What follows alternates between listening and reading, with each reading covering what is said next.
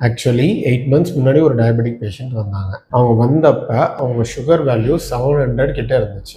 Creatinine value வந்து 2 கிட்ட இருந்துச்சு. இஜிஎஃப்ஆர் வேல்யூ வந்து லெஸ் தென் 45 இருந்துச்சு. ஸோ 700 இருந்துச்சுனாலே சிம்டம்ஸ் எவ்வளோ ஒர்ஸாக இருக்கும்னு சொல்லவே தேவையில்லை.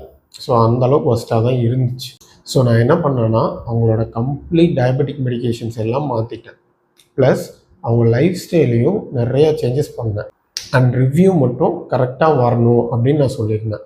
இதில் இம்பார்ட்டண்ட்டாக என்னென்னா நான் சொன்னது எல்லாமே அவங்க கரெக்டாக ஃபாலோ பண்ணாங்க. ரிவ்யூஸும் பர்ஃபெக்டாக வந்தாங்க. இன்றைக்கி அவங்க சுகர் வேல்யூ வந்து 150 மெயின்டைன் ஆகிட்டுருக்கு.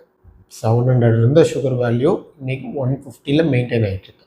அவங்க கிரியேட்டினின் வேல்யூ வந்து 2லேருந்து இன்றைக்கி வந்து 0.8 மெயின்டைன் ஆகுது. அதில் பெஸ்ட் திங் என்னென்னா இஜிஎஃப்ஆர் வந்து 75க்கு இப்போ இம்ப்ரூவ் ஆகிருக்கு. பேஷண்ட் வாஸ் வெரி ஹாப்பி, ரொம்ப ஹாப்பி. இதெல்லாம் நான் ஏன் சொல்கிறேன்னா கரெக்டான மெடிகேஷன்ஸோ கரெக்டான ஃபாலோஅப்பும் இருந்துச்சுன்னா உங்கள் கிட்னி டிசீஸை வந்து ஒர்ஸ் ஆகாமல் தடுக்கலாம்.